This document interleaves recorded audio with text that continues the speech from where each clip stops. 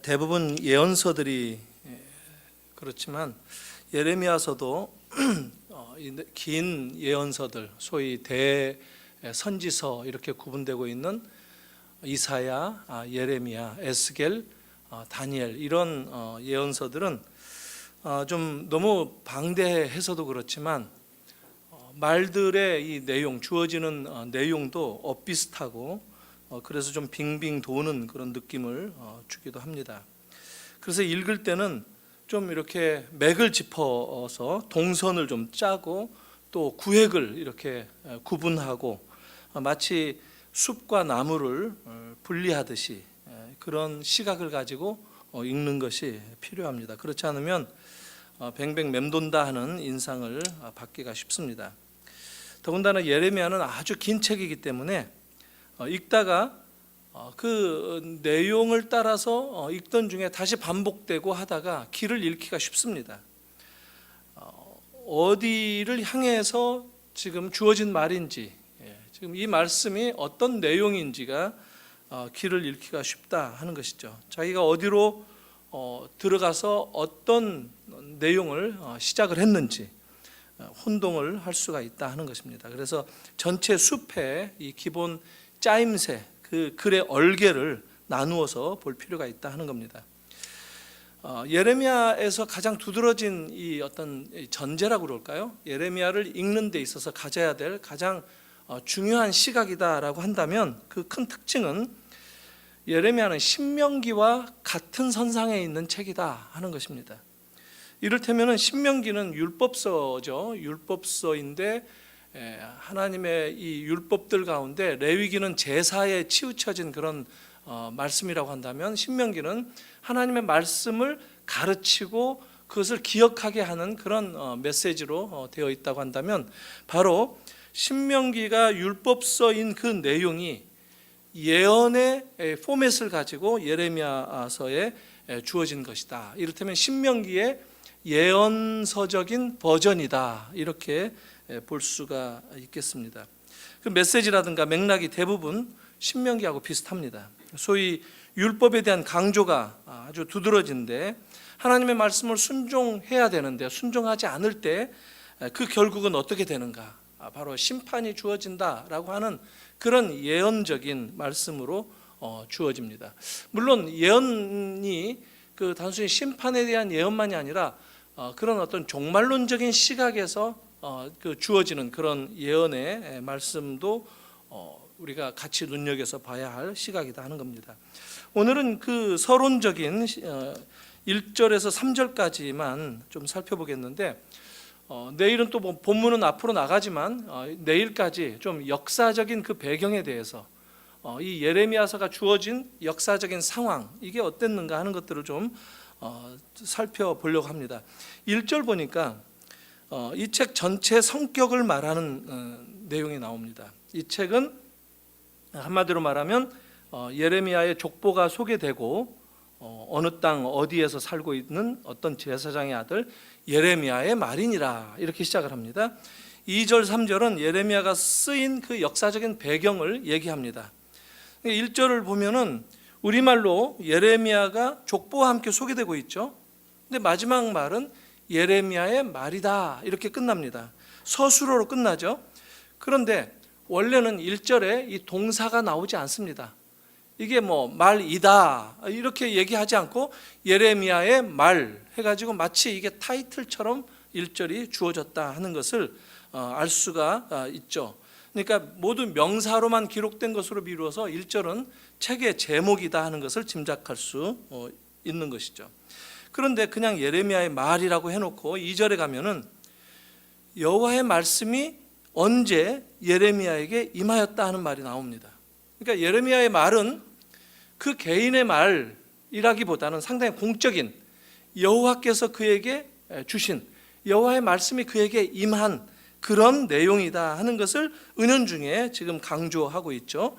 그런데 왜 1절에 예레미야의 말이다 이것을 굳이 강조했을까? 이게 좀 굉장히 의외다 하는 생각이 들어서 좀 곰곰이 생각을 해보니까 하나님께서 다른 예언자들도 마찬가지지만 또 사실 이것은 오늘 우리 사역자들에게도 마찬가지고 오늘 모든 성도들에게도 해당되는 말씀인데, 하나님께서 사람들을 부르시고 일을 맡기실 때, 그러니까 예레미야와 같은 한 선지자를 부르셔서 당신의 말씀을 맡기실 때 그냥 기계적으로 그 입속에 하나님의 이 말씀을 임하게 해서 그것을 앵무새처럼 말을 하라 하는 것이 아니라 그 일꾼의 인격적인 그런 모든 것들을 다 그의 성품이라든가 성격, 그리고 심지어 그의 언어, 문화적인 배경까지도 그대로 반영되도록 거기에 맞는 그런 일을 맡기신다 하는 겁니다.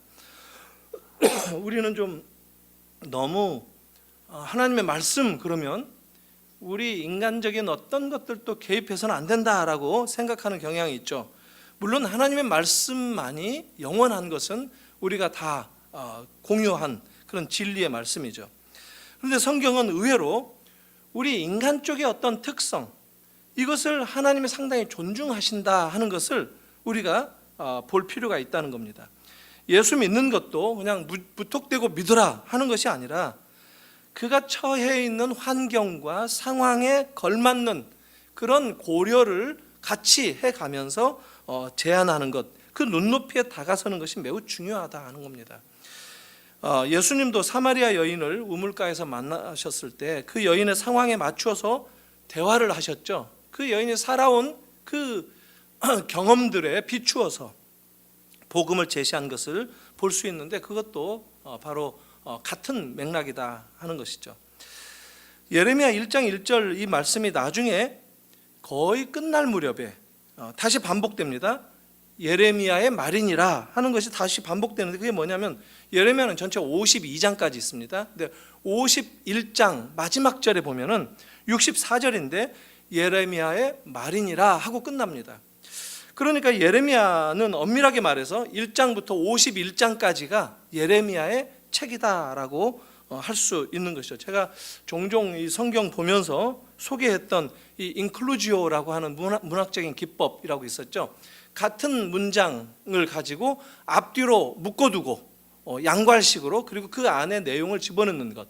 그러니까 예레미야서 전체를 보면 예레미야의 말이니라 하고 1절에 시작하고 여기까지가 예레미야의 말이니라 하고 끝나는, 그것이 51장 마지막 절 그 64절에 나온다 하는 것입니다. 그러니까 이 인클루지오라고 하는 문학적인 기법으로 예레미야도 쓰여졌는 것을 알 수가 있는데, 왜 그 52장은 그러면 왜 덧붙여졌을까 이런 생각이 듭니다. 그러니까 52장은 부록과 같은 거예요. 아펜딕스. 소위 그 내용상으로도 그렇고 이 예레미야 편지 이 그 글을 전체 쓰고 난 다음에 갖는 그 후기 같은 그런 글을 덧붙인 내용이다 하는 것입니다.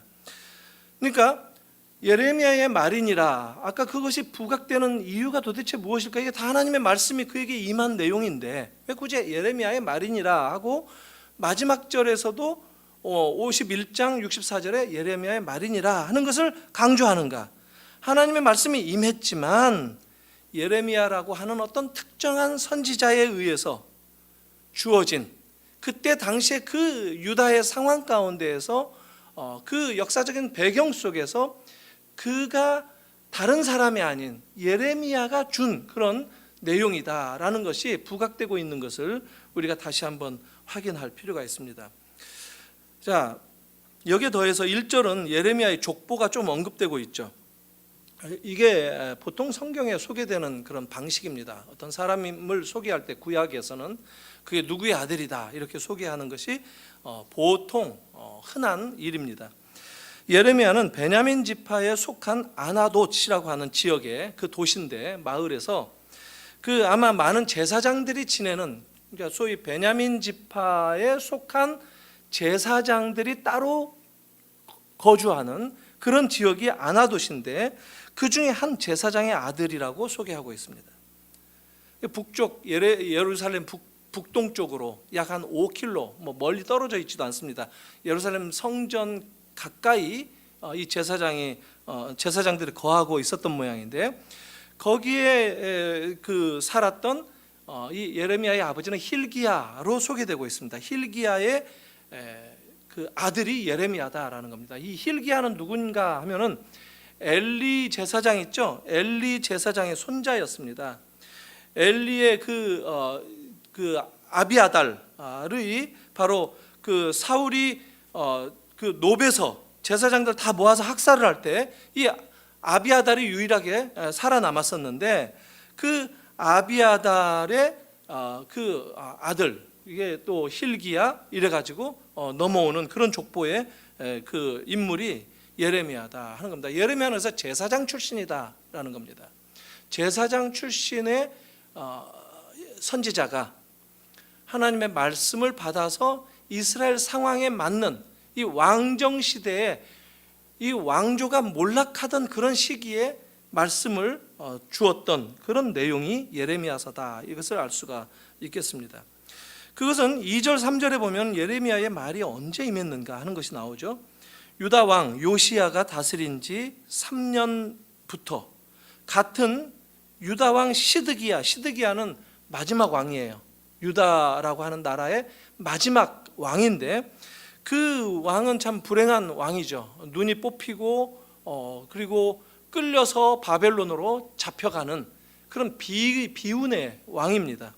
그 시드기야가 잡혀가는 그 멸망되기까지, 그해 5월 예루살렘이 사로잡혀가기까지 이렇게 표현되고 있는데, 그때까지 주어진 말씀이다 하는 겁니다. 그러니까 요시야가 다스린 3년부터 바로 시드기야가 잡혀가는 그때까지 주어진 말씀이다 이겁니다.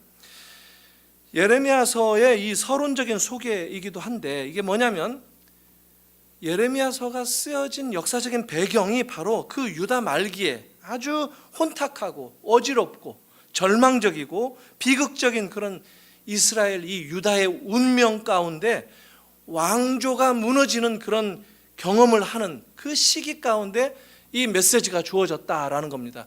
우리가 보통 예레미야 하면은 눈물의 선지자, 슬픔의 선지자 이러죠. 그래서 아마 눈물이 많을 수밖에 없었던 것이죠. 이스라엘 역사 가운데 가장 혼란스럽고 암울했던 비극의 시대에 쓰였던 그런 성경, 그게 예레미야서이고, 그 말씀을 맡아서 전하려고 하는 예레미야가 참 얼마나 마음 가운데 무거운 이 책임감을 느끼면서 말씀을 전했을까 우리가 쉽게 짐작할 수가 있겠죠. 백성들은 깨닫지 못하고 있어요. 여전히 나라가 지금 무너져 가는데, 패망해 가는 그런 절망적인 상황 속에서 이제 얼마 안 있으면 겪게 될, 그야말로 가까운 장래에 벌어지게 될 그 비극을 깨닫지 못하고 바라보지 못하는 백성들에게 그 다가올 유다의 최후를 말하는 이 선지자 예레미야의 입장이 얼마나 슬플 수밖에 없겠는가, 그것을 우리가 쉽게 생각할 수 있다 하는 겁니다. 그래서 이런 배경을 이해하는 시각을 우리가 가질 때 소위 죄 때문에 통곡하기도 하고 안타까워하는 이 예레미야의 마음을 우리가 어느 정도 배울 수가 있다 하는 겁니다. 아마 눈물이 앞을 가리기도 했을 거고, 참 한탄하는 그런 마음들이 이 속속들이 나오는, 그래서 우상숭배에 젖어 있는 그 유다의 백성들을 보면서 안타까워하는 그런 심정들이 예레미야서를 이렇게 수놓고 있다 하는 것입니다. 그런데 그렇다고 이렇게 눈물만 뿌리고 있었던 선지자는 아니었다 하는 겁니다. 꼭 예레미야가 절망이나 슬픔만 일관하지는 않았다 하는 겁니다. 비록 유다가 심판 가운데 놓여 있지만 하나님은 그들의 미래에 회복을 약속하시고 언약을 갱신시키실 것이다 라고 하는 말씀도 예레미야는 하고 있다 하는 거죠. 그러니까 심판과 더불어서 구원의 소망도 같이 제시하고 있는 것을 볼 수가 있습니다.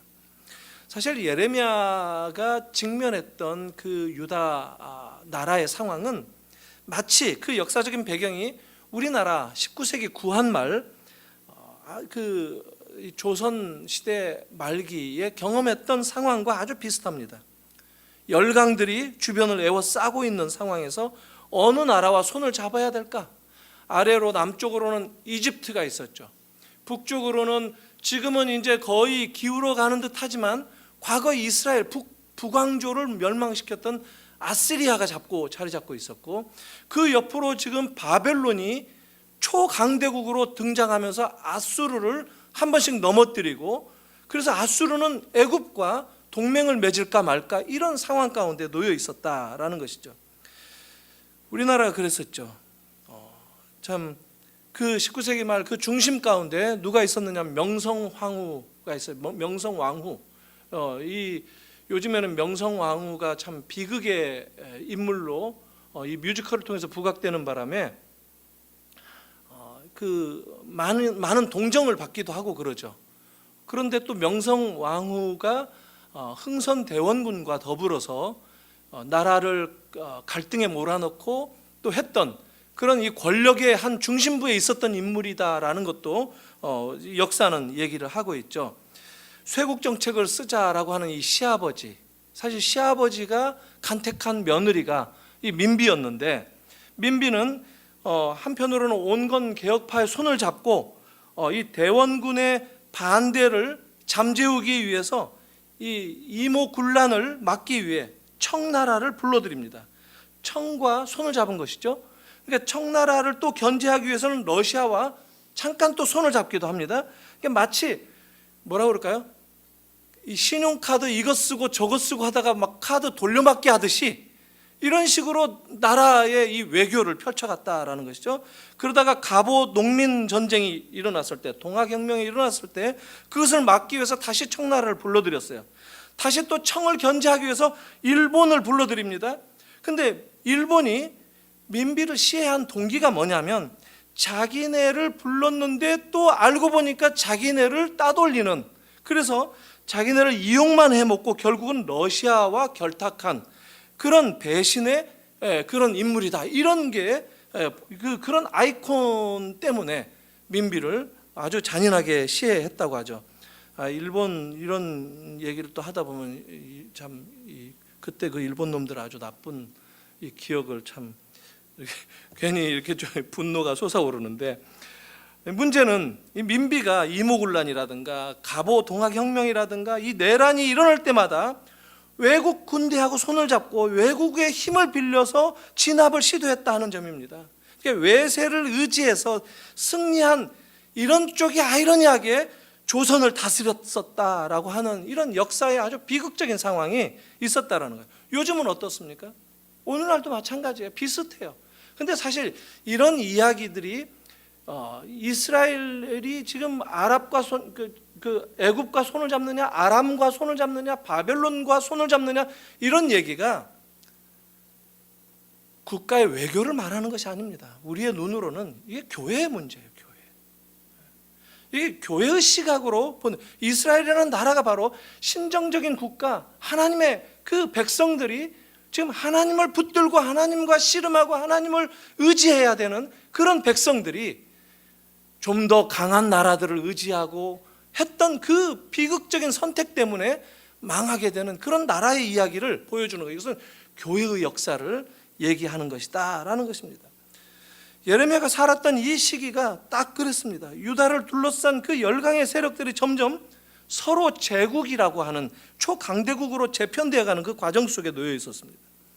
아수르는 이미 천하 통일을 해봤던 그런 나라였고, 이제 북왕국 이스라엘을 넘어뜨렸던 그런 나라였습니다. 무서워요. 아수르만 생각하면 이스라엘, 유다도 아주 그 간이 콩알만해지는 그런 상황 가운데 있습니다. 그리고 남쪽으로는 여전히 강대국인 이집트, 애굽이 버티고 있었고, 근데 이제 바벨론이 부상하니까 이 바벨론이 아수르를 위협하고 아수르 한판 붙어서 아수르를 넘어뜨렸어요. 전쟁에서 이겼어요. 그러니까 아수르가 이제 자기네 혼자로는 될 수가 없으니까 이집트하고 이 얼라이를 맺는 거예요. 이 동맹을 맺어가지고 이 바벨론을 상대해보자, 연합전선을 펴자, 이런 이 소의 고래들의 전쟁 가운데 유다가 지금 등 터지는 새우 같은 그런 입장이었다 하는 것입니다. 여기서 이제 이때 당시에 유다의 왕실의 이 흐름이, 역사가 어땠는가?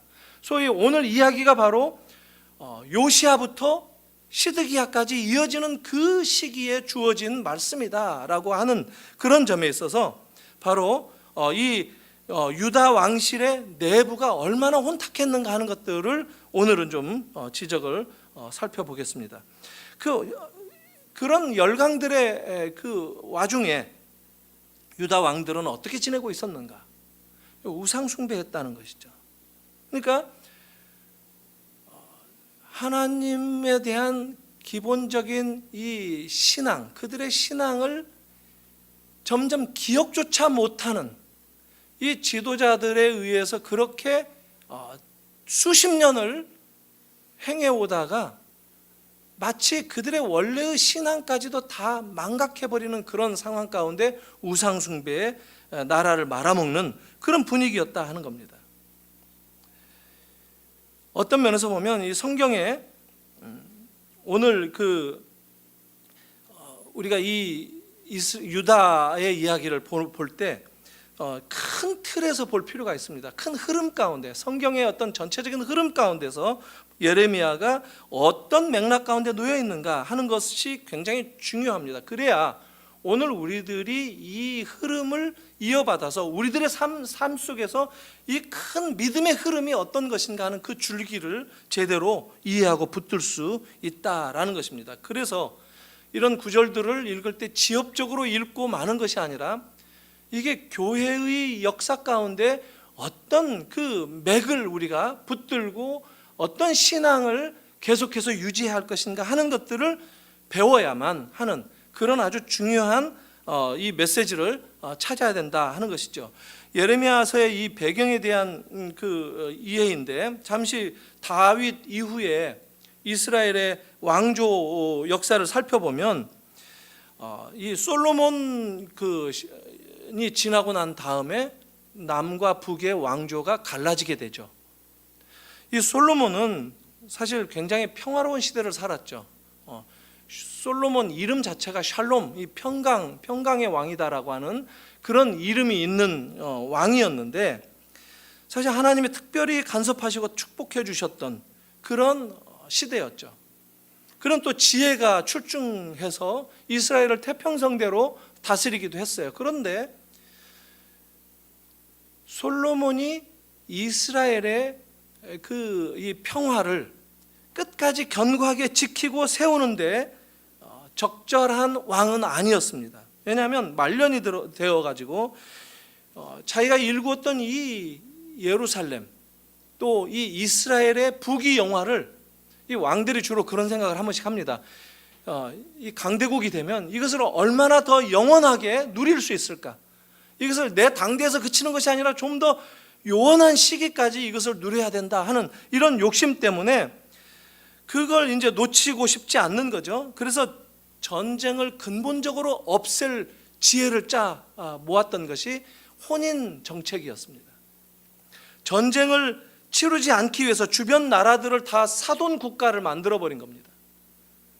다 공주들을 데리고 산 것이죠. 그러니까 이방 나라들의 공주가 인질로 예루살렘에 잡혀온 것처럼 인질을 삼아서 마치 전쟁이 나면 그 자기 딸들이 있는 딸이 그곳에 있는데 함부로 대하지 못하는 이것을 노려서 이런 혼인 정책을 펴왔다 하는 것입니다. 아주 지혜가 출중하죠. 근데 그것은 인간적인 생각이었습니다. 그냥 이 공주들이 왔는데 전쟁을 방지한 그런 수단은 되었는데, 이 공주들이 살면서 그 이방 나라들에서 섬겨왔던 그 우상들을 그대로 다 들고 와서 외로우니까, 멀리 떨어져 있으니까 남편인 이 왕이 마냥 매일같이 사랑해주고 그런 것도 아니고 혼자 외롭습니다. 몇 달이든 몇 년이든 혼자 살아야 되는 이런 그 궁궐 속에서의 삶이 외로우니까 우상을 더 아주 현란하게 믿고 자꾸만 더 번져가는 그런 삶을 만들어 갈 수밖에 없었습니다. 그래서 그 자식들도 그 어머니들을 따라서 그런 쪽으로 갈 수밖에 없었던 것이죠. 결국 우상숭배가 강해지게 되고 하나님의 진노를 불러일으킬 수밖에 없게 되고, 그런 가운데 이 아들 르호보암과 여로보암이 각각 찢어지게 됩니다. 남과 북으로 갈리게 되죠. 르호보암은 아버지의 전처를 밟지 않으려고 해야 할 터인데 오히려 백성들의 기대를 완전히 저버리고 더 큰 우상 숭배에 빠지게 됩니다. 그러니까 이 왕정 시대의 몰락이 피할 수 없는 그런 상황으로 이스라엘 전 역사 동안 치닫게 되었던 것, 이것이 우상 숭배가 주된 원인이었다라는 겁니다. 대부분의 이 이스라엘과 유다의 왕들이 한심하기 그지없습니다. 물론 그 존경받을 만한 왕들도 덜어 있었습니다. 히스기야 왕이 대표적이죠. 그 선대왕 아하스는 아주 이 악정으로 유명했던 악한 왕이었는데, 그래서 그 악을 행할지라도 하나님은 그런 그 이스라엘의 형편을 단번에 심판하거나 그러지만은 않으신다라는 거예요.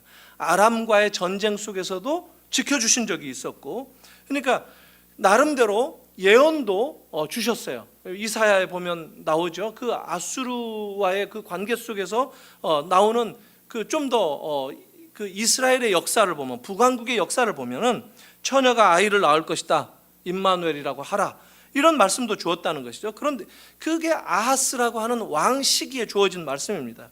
그런데 그런 약속마저도 저버리고 폭정을 행하고 이런 상황으로 이 아하스가 아주 악하게 되어갑니다. 하나님은 사실 어떤 그런 악하고 실수하고 뭔가 잘못 행하고 한다고 해서 단번에 그냥 벌을 하시는 그런 것이 아니라 계속해서 회개할 것을 그 촉구하시고 돌아올 기회를 계속해서 부여하시고, 그래도 은혜를 끊임없이 베푸시는 그런 분이시다라는 거예요. 그런 가운데 히스기야 왕이 들어서서 개혁을 시도합니다. 우상 숭배를 철폐하는 아주 훌륭한 일들을 합니다. 근데 히스기야 왕도 나중에 그 말년이 되어서는 스스로 좀 이렇게 내가 한 일이 참 많구나 하는 이 자랑스러운 이 교만이 들어가 가지고 자기도 죄에 빠지게 되죠. 이만하면 되었다라는 생각을 하는 모양입니다. 자기 자신만 그 개혁하는 것이 아니라 온 백성들이 하나님을 같이 따라야 되는데 자기 머릿속에서 이스라엘이 이런 개혁을 시도하자라고 하는 선에서 그치기 때문에 이 이스라엘 온 백성들의 미치기까지 개혁이 전달되지 못하는 그런 그 한계를 경험했다는 거죠. 결국 주지 않습니다. 결국 자기가 왕 노릇하는 그런 그 시간 동안만큼은 평안했는데, 그러나 그 시간이 시대가 지나가게 되면 책임질 수 없는 그런 왕들이 반복되었다라는 것이죠. 히스기야 다음에 므낫세라고 하는 왕은 이스라엘에 있어서 아주 대표적인 왕입니다. 악한 왕으로. 근데 55년간 통치를 했으니까 이 악정을 55년 동안 했었다라는 겁니다. 그러니까 나라가 완전히 거덜나고 나라가 완전히 무너지게 만드는 그런 당사자가 이 므낫세입니다. 아수르의 제국의 그 뭐라고 할까요? 그 봉신이다. 자기가 정말 가서 무릎 꿇고 그 조아리고 이러면서 거기에서 지켜주는 그런 그 외세의 힘을 입어서 살아간 대표적인 악한 왕이 이 므낫세였습니다. 그리고 아수르의 우상을 예루살렘에 그대로 끌어들여서 삽니다.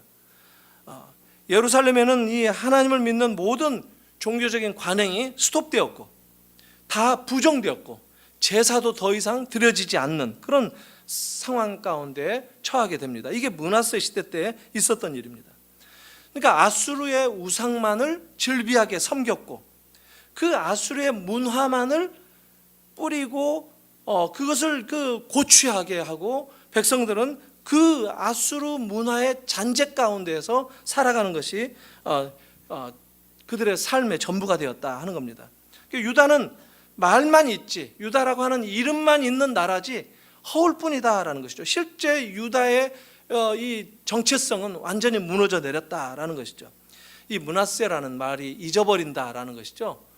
야곱의 아들 가운데 하나 이름이 므낫세 아닙니까?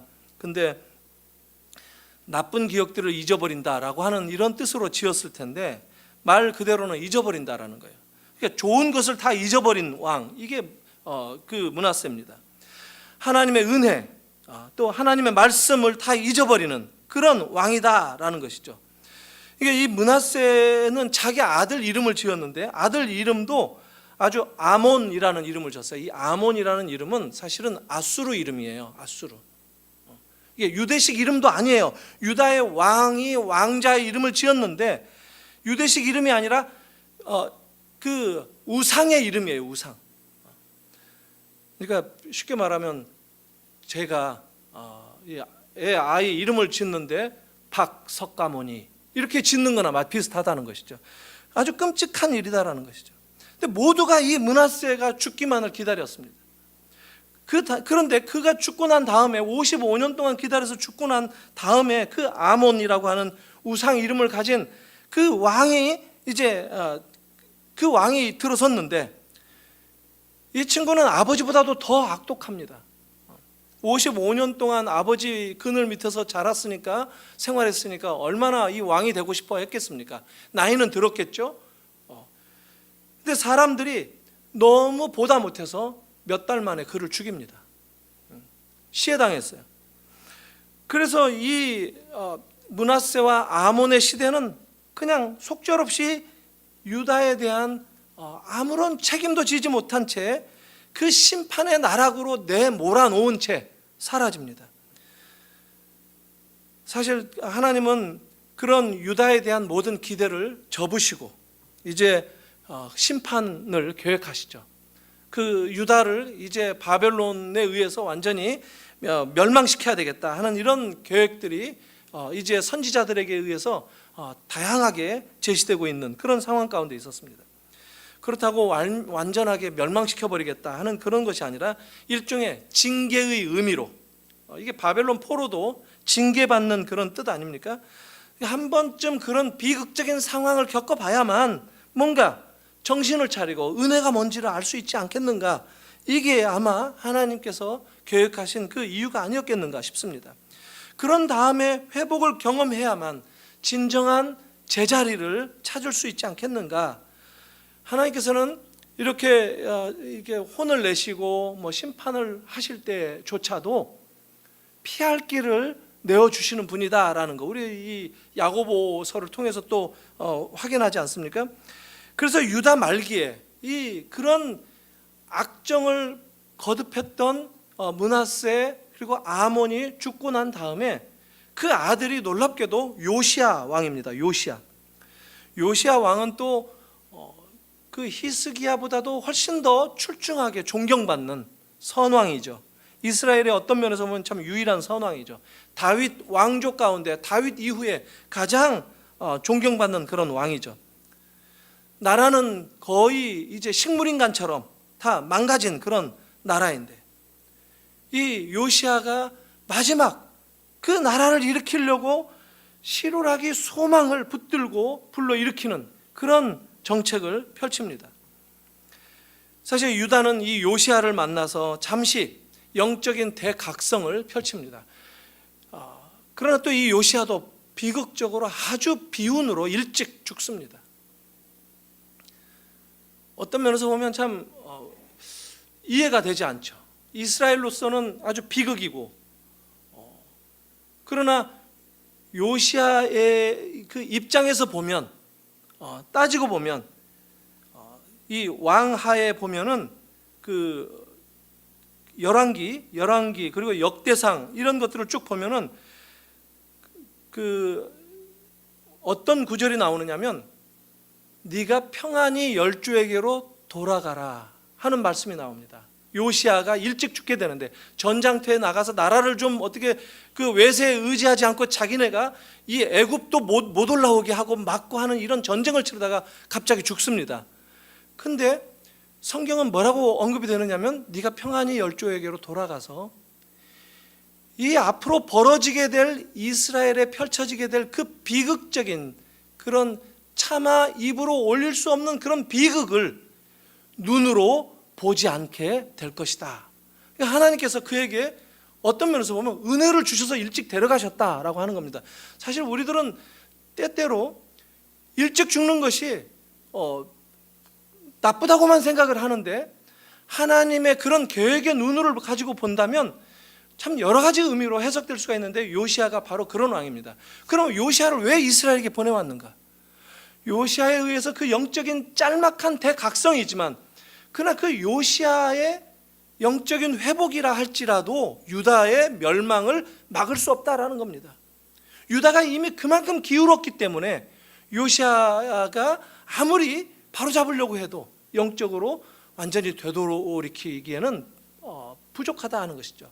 그러나 그럼에도 불구하고 요시야의 이 영적 각성은 필요한데 이 요시야의 영적 대각성이 있어야만 그래도 하나님의 말씀을 다시 확인하고 기억하고 하는 그런 사람들의 백성 가운데 있어서 바벨론 포로로 잡혀간다 할지라도 그 가운데 하나님의 말씀의 중함을 붙들 수 있지 않겠는가 하는 이런 시각에서 본다면 요시야의 개혁은 굉장히 아주 의미 있는 개혁이었다라는 겁니다.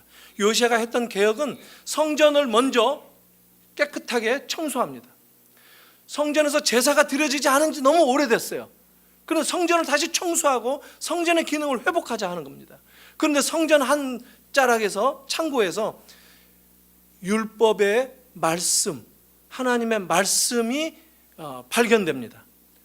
그 소리를 듣고 왕궁에서 성전으로 급하게 달려간 이 요시야가 그 말씀 앞에 엎드리고 이 말씀을 모든 백성들이 듣도록 하고 이 말씀대로 행할 것을 다시 명하는 그런 개혁을 펼쳤다라고 하는 것인데 이 요시야의 개혁은 아주 의미 있는 그런 개혁이었다라는 겁니다. 역대하 34장 28절에 나오네요. 평안히 돌아가게 하리니 내가 이곳과 그 주민에게 내리는 모든 재앙을 네가 눈으로 보지 못하리라. 하나님의 은혜다라는 거예요. 때때로 의인을 하나님이 먼저 데려가시는데 사람들은 그 뜻을 잘 알지 못해요. 우리가 이해할 수 있는 범위를 넘어선 그런 문제라는 것이죠. 아까 애굽과 아수르 두 강대국이 바벨론의 부상을 막기 위해서 서로 동맹을 맺었다고 하죠. 그때 이제 요시야가 죽고 난 다음에 여호아하스라고 하는 왕이 들어서는데 사실 이 왕들이 원래의 그 이스라엘의 형편없는 왕들의 대열에 나란히 갑니다. 여호아김, 그 다음에 여호아긴, 그 다음에 시드기야, 마지막 왕까지 어떤 정도냐면 여호아김이 자기 그 형제인데 그 동생이 왕이 되었어요. 근데 가가지고 애굽에서 알랑알랑 이렇게 그 아첨을 떨면서 형을 죽이고 다시 자기를 왕을 삼아달라고 합니다. 그래서 형을 죽이고 우리 뭐 옛날 그 수양대군 같은 그런 이야기 아닙니까? 같은 형제도 죽이고 자기가 왕이 되고 하는 이런 일들이 이 왕실에서는 항상 있지 않았습니까?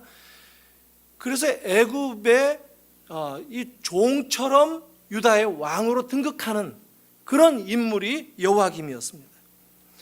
그래서 그런 사람이 어떻게 악하지 않겠어요? 모든 선지자를 죽이고 좋은 얘기들을 하고 예언의 말씀을 던져주고 하는 사람들을 무조건 내몰고 악행을 저지르는, 그래서 우리야라고 하는 선지자도 죽였고 예레미야도 죽이려고 하는 그런 이야기가 나옵니다. 예레미야가 설교했던 그런 두루마리 이 설교집도 가서 다 불태워버리고 하나님의 말씀을 불태워버렸다는 것이죠. 뿐만 아니라 예레미야 26장 20절 이하에 보면은 그 우리야라고 하는 선지자가 예언을 했는데 자기에게 마음에 들지 않는 예언을 했다고 해가지고 죽이려고 하는데 애굽으로 도망갑니다. 그러니까 애굽 왕한테 연락을 해가지고 아마 그때도 애굽과 이 유다 사이에 국제 범인 인도 조약이 체결되었던 것 같아요. 잡아오게 됩니다. 그래서 직접 자기 손으로 목을 쳐서 그 선지자를 죽이기도 하는 아주 끔찍한 왕입니다. 그리고 유다의 세금을 다 걷어가지고 애굽으로 보내는, 그래서 자기 자리를 지키는, 그러는 동안에 바벨론이 아수르를 쳤습니다. 그래서 남은 이제 강대국은 애굽과 바벨론밖에 없어요. 둘 중에 하나는 죽어야 되겠죠. 한 숲속에 두 호랑이가 지배할 수는 없지 않습니까? 애굽과 바벨론이 붙어야 되는 거예요. 그래서 그 그 애굽과 바벨론이 맞짱을 뜨는 그런 전쟁이 갈그미스라고 하는 전쟁입니다. 거기에서 느부갓네살이 그때는 왕자였는데 바벨론의 느부갓네살을 보내가지고 갈그미스 전투에서 애굽을 초토화시키고 다 이기고 그야말로 바벨론이 대승을 거둡니다. 당시까지 유다는 애굽의 속국이나 마찬가지였는데 이제 유다는 느부갓네살 손아귀에 주어지게 된 것이죠.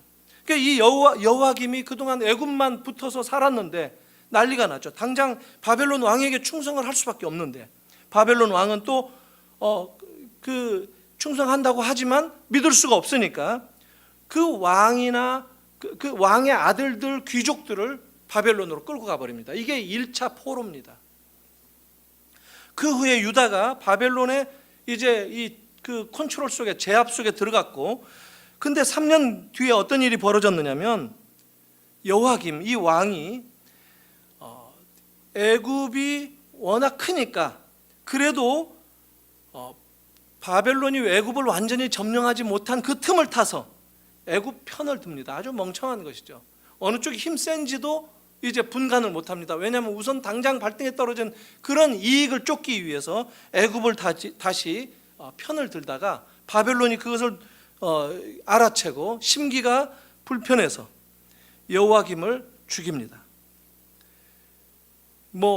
여호와김이 죽었다는 데는 여러 썰들이 있긴 합니다. 바벨론의 군대가 죽이려고 쳐들어오는 소식을 듣고 스스로 목을 맸다는 썰도 있고, 또 바벨론 군대가 직접 쳐들어와서 죽였다 하는 썰도 있고, 부하들이 죽여서 목을 바벨론에게 갖다 바쳤다는 썰도 있고, 여러 가지 썰이 있는데 그렇게 해서 여호와김은 결국 죽습니다. 그리고 그 아들 여호와긴이라고 하는 사람이 세워졌는데, 왕으로 세워졌는데 이제 바벨론이 세운 것이죠. 근데 이 사람도 바벨론에게 충성을 제대로 못합니다. 그러니까 3개월 만에 바벨론의 포로로 잡아가 버립니다. 이스라엘 왕을 포로로 잡아가 버립니다.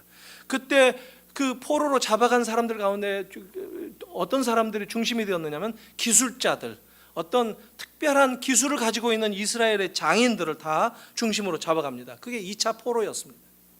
그런 다음에 꼭두각시 왕을 시드기야를 세웁니다.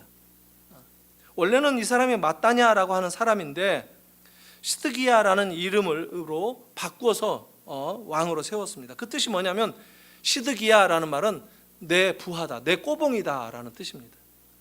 이게 느부갓네살이, 바벨론이 유다의 마지막 왕의 이름을 바꾸어서 그러니까 운명이 바뀐 거죠. 운명이 바뀔 때 이름도 바뀌는 것 아닙니까? 그래서 유다의 입장에서 보면 아주 치욕적인 수치스러운 그런 일을 당하는데, 쉽게 말하면 우리나라 이 대통령이 이명박이다 그러면은 이 토요타라고 불러라, 이런 거하고 똑같은 거예요. 이름을 바꿔버린 거예요. 아주 사정없이 바꿔버린 거예요. 11년간 왕 노릇을 했는데 비교적 오래 버텼죠. 근데 바벨론에게 충성을 제대로 하지 못했다라고 하는 그런 이유로, 물론 실제로 애굽과 또 유다, 저쪽 리비아 이쪽 그 남방 나라들과 같이 그 동맹을 맺어서 어떻게 바벨론을 상대해 볼까 했었습니다.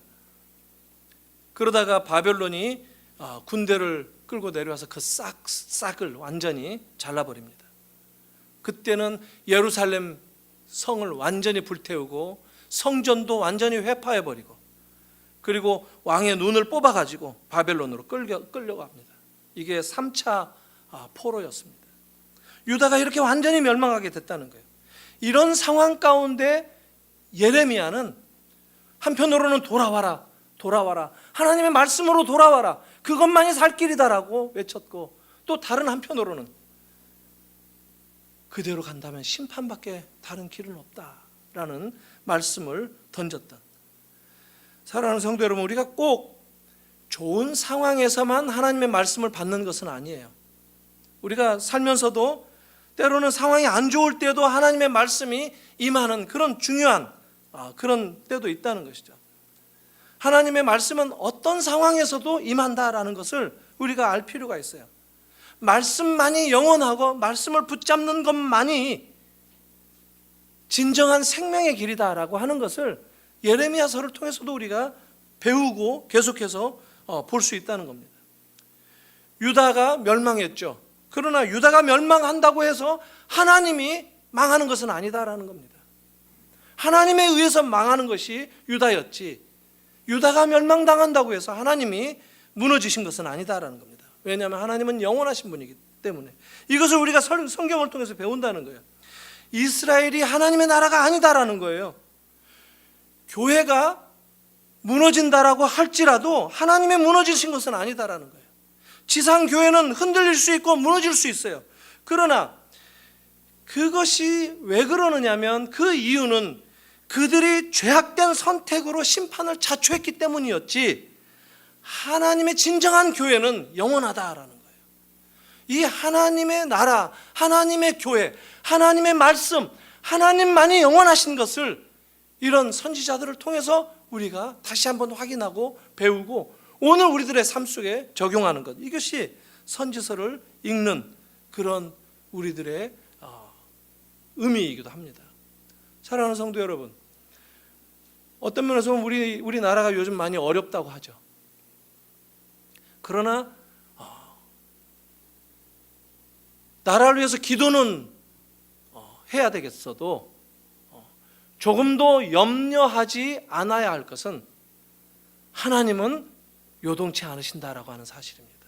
그리고 그 하나님의 말씀에 우리가 붙들려서 그것이 중심이 되어서 우리의 삶을 다시 구획하고 다시 세워가고 다시 회복하고 하는 것, 이것이 중요하다 하는 것을 성경을 통해서 우리는 배운다라고 하는 겁니다. 난세에 인물이 나기도 하죠. 그런데 난세에 인물이 나는 것은 그것도 역시 하나님의 은혜다라는 겁니다. 요시야도 하나님의 은혜였죠. 그러나 요시야도 잠깐이었어요. 결국 요시야도 하나님이 데려가셨어요. 우리는 그런 걸 이해할 수 없죠. 그런 선왕을, 하박국은 오죽하면 그렇게 선한 사람은 일찍 가게 되고 여호와김 같은 그런 악정을 행하는 왕이 이렇게 눈 벌겋게 우리가 목격하게 되는 그런 일들을 저지르는데, 하나님 살아계신다면 여기에 대해서 말씀 좀, 대답 좀 해주십시오라고 하는 것, 그게 하박국의 질문이었지 않습니까? 도대체 악인이 저렇게 승승장구할 수 있는 게 도대체 무엇이냐? 이 세상에서는 우리가 더러 그런 걸 보지만 영원한 게 아니다라는 겁니다. 요시야도 잠깐이었다라는 것, 하나님의 은혜를 어떤 상황에서도 우리가 발견할 수 있다라는 것, 이것을 다시 한번 확인하시고 오늘 2017년 새로운 한 해 동안 저는 여러분들의 삶 속에서 이 기준이 좀 더 다시 세워지게 되고 잠잠히 다시 여러분들의 마음의 결단이 주어진다 할지라도 이 하나님의 말씀 편에 서는, 요동치 않는 하나님 편에 서는 여러분들의 삶을 살겠다라고 다짐하는 그런 가운데 여러분들의 삶이 온전하게 말씀이 기뻐하는 그런 삶으로 회복될 줄로 믿습니다. 같이 한번 기도하겠습니다. 하나님 아버지, 은혜를 감사합니다. 예레미야서를 그 서론부터 오늘 살펴봤는데, 예레미야 선지자가 활동했던 그 시대적인 배경을 저희들이 살펴보니 유다가 멸망해가는 참 암울한 절망적인 그런 상황이었는데, 그 가운데서도 하나님은 끊임없이 말씀하시고 끊임없이 그런 상황을 거쳐서 어떻게 빛을 보아야 될 건지 계속해서 말씀해 주셨던 그 내용들이었던 것 다시 한번 확인하고, 오늘 우리들도 우리의 시대가 때로는 암울하고 절망적이다 할지라도 때로는 악한 사람들이 더 승승장구하고 하나님의 편에 선 하나님의 사람들이, 참 의로운 사람들이 괄세받고 참 무너지는 그런 실패하는 자리에 경험에 처하는 것을 저희들이 이따금씩 볼 때가 있는데, 그러나 우리 하나님의 나라는 요지부동한 나라이며 우리 하나님의 말씀은 영원하다는 것을 저희들이 놓치지 말고 끝까지 그 하나님의 말씀을 바라봄으로써 우리의 삶을 돌아보는 주의 자녀들, 주의 백성들, 주님의 몸된 교회가 될 수 있도록 인도하여 주시옵소서. 예수님의 이름으로 기도하옵나이다. 아멘.